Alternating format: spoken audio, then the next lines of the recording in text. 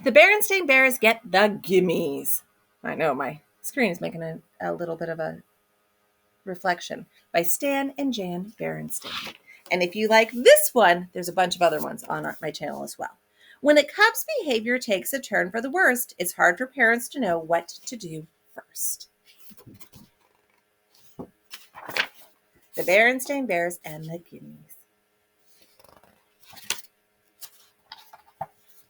Of course, the members of the bear family, who lived in the big tree house down a sunny dirt road in bear country, loved each other. They loved each other very much. Brother and sister bear loved their mama and papa. Naturally, mama and papa bear loved their cubs, and of course, they were nice to them, as nice as they could be. But sometimes they were a little too nice. Sometimes the cubs got too many treats, too many toys, and too many rides on the bucking ducks at the mall.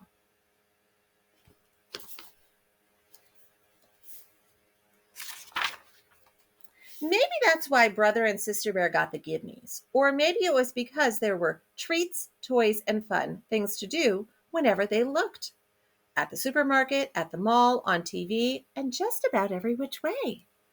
Maybe that was why they began making a fuss to get what they wanted, especially at the supermarket checkout, where there were always stacks and stacks of candy and other goodies.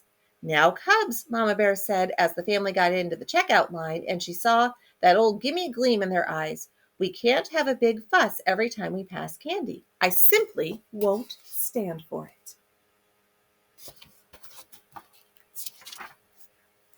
But Mama, whined Sister, they have gummy gumballs, my favorite. And Chewy Chompers, my favorite, whined Brother. Now hush, said Mama, I simply won't listen to another word. That's when Papa Bear smiled and said, Now, Mama, you're only young once, and handed the cubs their favorite treats. It's only too true, said Mama, as they were leaving the supermarket, that you're only young once. But that's all the more reason to learn proper behavior while you're still young, and I certainly think.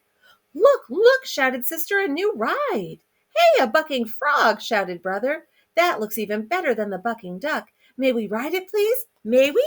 May we? Please?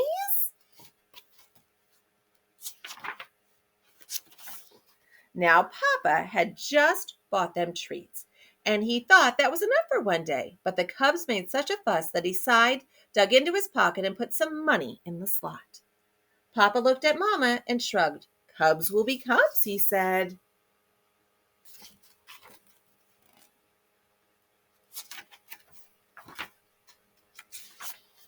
It may be true that cubs will be cubs, said Mama, as they walked across the parking lot to their car, but that's no excuse for jumping up and down and making a scene every time they see something they want. Look, look, shouted the cubs once again, little rubber cats that stick out their tongues when you squeeze them. Cubs, said Mama, that will be quite enough. I don't want to hear another word. Oh, please, they shouted. May we have them? Please, please, please. Papa decided it was time to stop all the fussing. Stop that fussing, he said in his loudest Papa Bear voice. But they were making such a commotion they didn't even hear him. Sister was jumping up and down so hard that she fell over backwards and started kicking her feet in the air. Please, please, shouted the cubs so loudly that the whole parking lot took notice. Said embarrassed Papa to the toy seller. 2 of those rubber pussycats, please.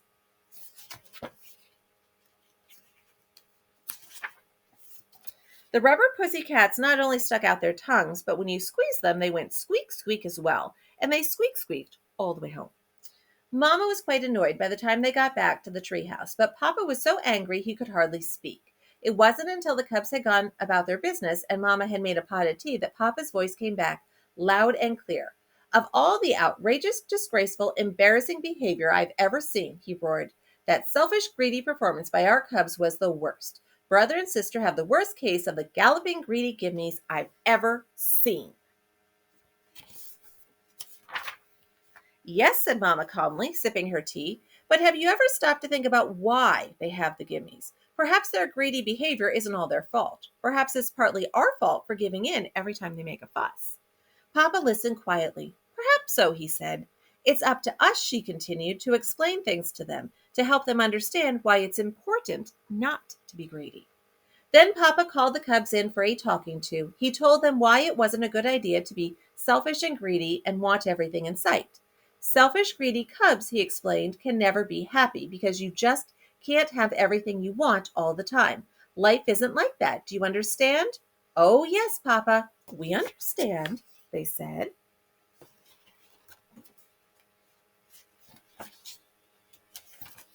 He talked to them about counting their blessings, which meant enjoying the things they had instead of forever wanting more and more and more. Does that make sense to you? He asked. Oh, yes, Papa, they said. It makes a lot of sense. That's when the cubs heard the sound of a familiar car door. It was Grizzly, Gramps, and Gran come to call.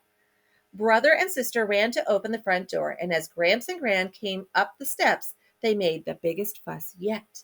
What did you bring me? They screamed. What'd you bring me? What'd you bring me? And that did it.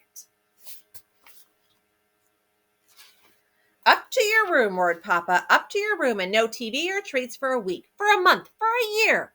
The cubs knew this wasn't the time to argue. They scurried up the stairs and into their room. We seem to have come at a bad time, said Gran. What about these things we brought with us? Asked Gramps. A puzzle for brother and a top for sister. Your presents will have to wait, Gramps, answered Mama. I'm afraid brother and sister have a bad case of the Gimmies. The galloping, greedy Gimmies, added Papa. The worst case I've ever seen. The cubs opened their door a crack to listen. The worst case, you say, said Gramps, looking Papa in the eye. Seems to me you were quite a gimme cub yourself when you were little. Brother and sister sneaked to the top of the stairs so they could hear better. I was? Said Papa.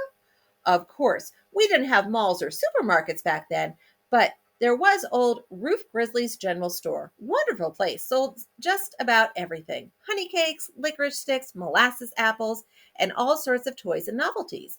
And did you ever have the Gimmies? Did you ever? You wanted everything in sight. Downright embarrassing. Why, it got so bad we couldn't go in there anymore. So we worked out a deal, said Gran. When it came time for a trip to the general store, we had you decide on a treat ahead of time. It could be a sweet, a toy, or a book. And that was it for the day. Right, said Gramps. And if you came down with the Gimmies, we went right home and you got nothing.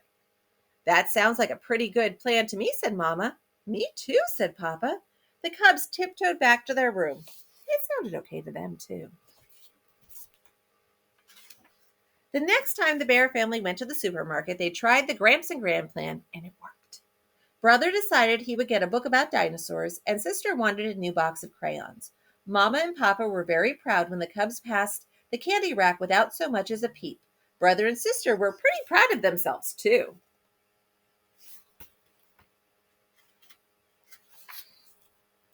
But then they heard it, the familiar sound of a cub with a bad case of the Gimmies. The kicking, screaming cub was just behind them in the checkout line.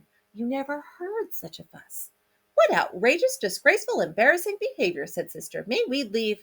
Yes, said brother. Let's get out of here. That was them last time. And that's how brother and sister Bear got rid of a pretty bad case of the galloping, greedy Gimmies.